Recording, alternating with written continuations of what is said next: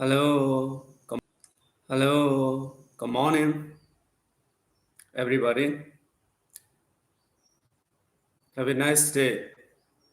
Today, I will also read the story of the Dhammapada in the Dhammapada book. Today, I am going to read two stories of the Dhammapada. The first story is the story of Suppabuddha, the leper, and the second story is the story of a farmer. The first story, the story of Suppabuddha, the leper.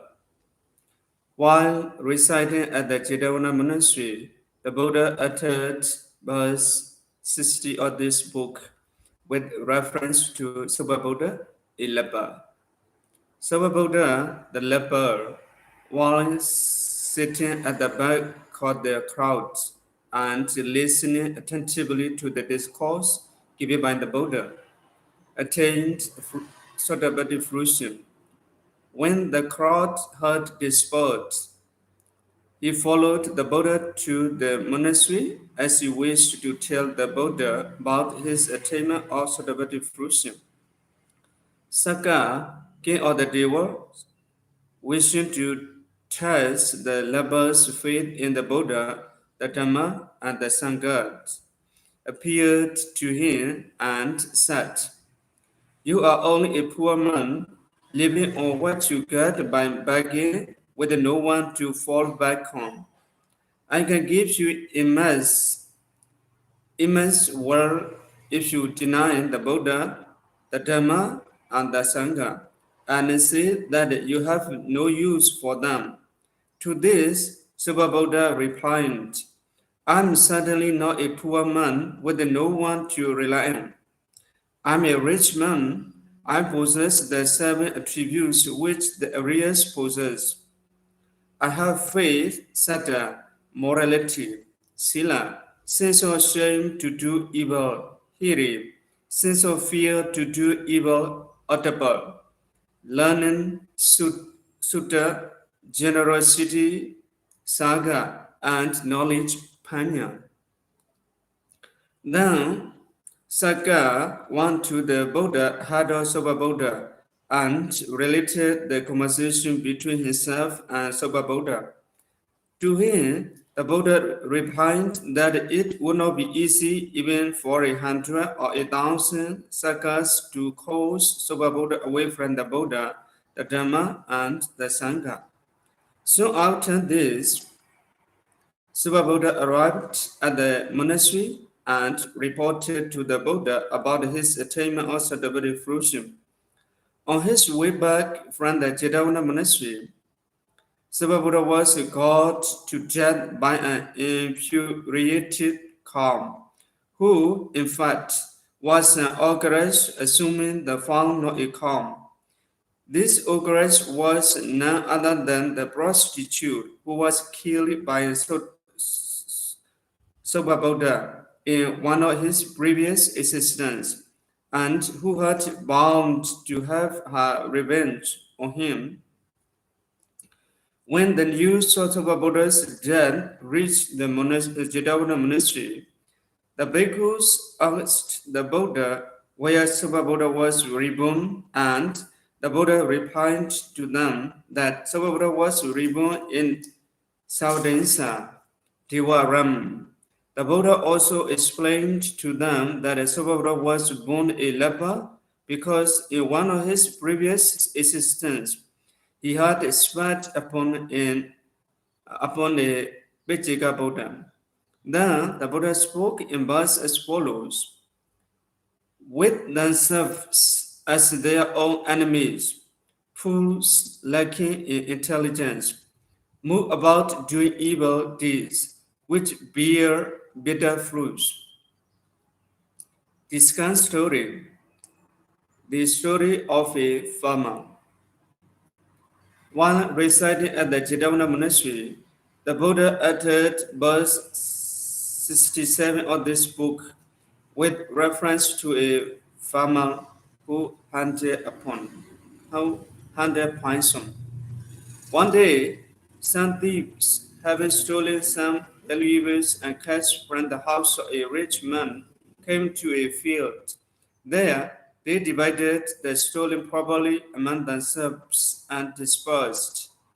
But a packet containing 1,000 in cash having dropped from one of the thieves was left behind unnoticed. Early in the morning on that day, the Buddha, on surveying the world with his phenomenal power, perceived that a farmer cultivating near that field would obtain suitable fruition on that very day.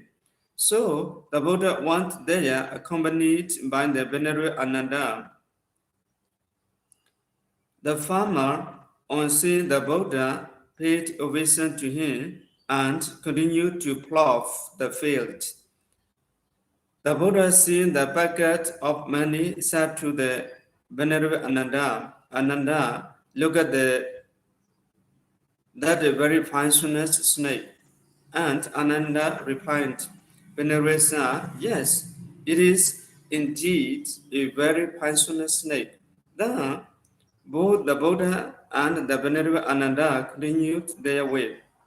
The farmer, hearing them, wanted to find out if there only was a snake and found the bucket of money. He took the bucket and hid it in a place. The owner saw the property coming after the thieves came to the field, and tracing the footprints of the farmer, found the bucket of money. They beat the farmer and took him to the king, who ordered his men to kill the farmer. On being taken to the cemetery where he was to be killed, the farmer kept repeating, Ananda, look at that very poisonous snake. Venerable Sir, I see the snake. It is indeed a very poisonous snake. When the king's men heard the above dialogue between the Buddha and the Venerable Ananda being repeated all the way, they were puzzled and took him to the king. The king surmised that the farmer was calling upon the Buddha as witness. He was therefore taken to the presence of the Buddha. After hearing from the Buddha everything that had happened in the morning, the king remarked, if he had not been able to call upon the Buddha as a witness of his innocence, this man would have been killed. To him, the Buddha replied, a wise man should not do anything that he would repent after doing it. Then the Buddha spoke in verse as follows, that a deed is not well done if one has to repent for having done it, and if, with a tearful face, one has to weep as a result of that deed. At the end of the discourse, the farmer takes suitable fruition. That's all today I read two story. Already finished now. As usual, I told you that after reading this story of the Dhammapada, you will get some knowledge and vision of the Dhamma, which can help you to have a higher Dhamma in your daily practice or in your daily life.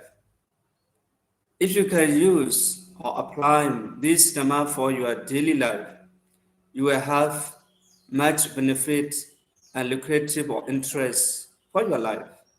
Because if you practice the Dhamma will protect you, and the Dhamma will guide you the way to the Nibbana or to the good life.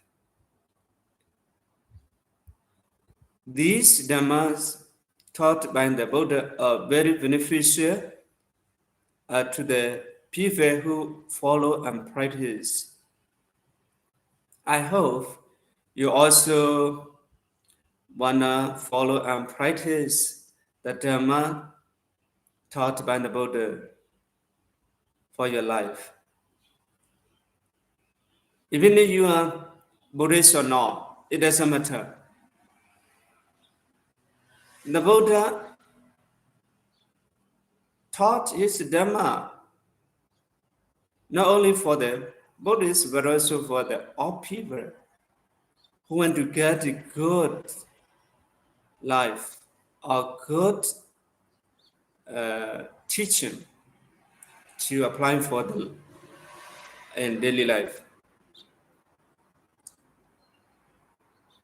You see in the story when the Buddha see the bucket of money, he said that it is a poisonous snake.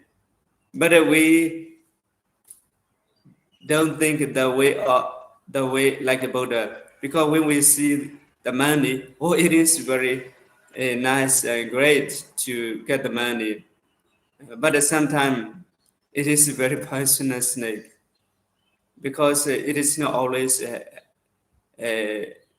bringing the happiness for us or to us.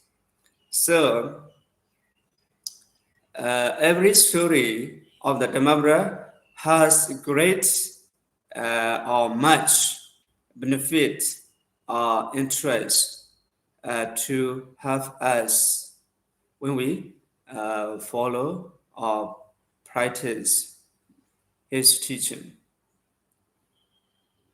Okay, thank you. Today, I already finished two story. You also finished listening to the two story read by me. Thank you all for your listening. Have a good day.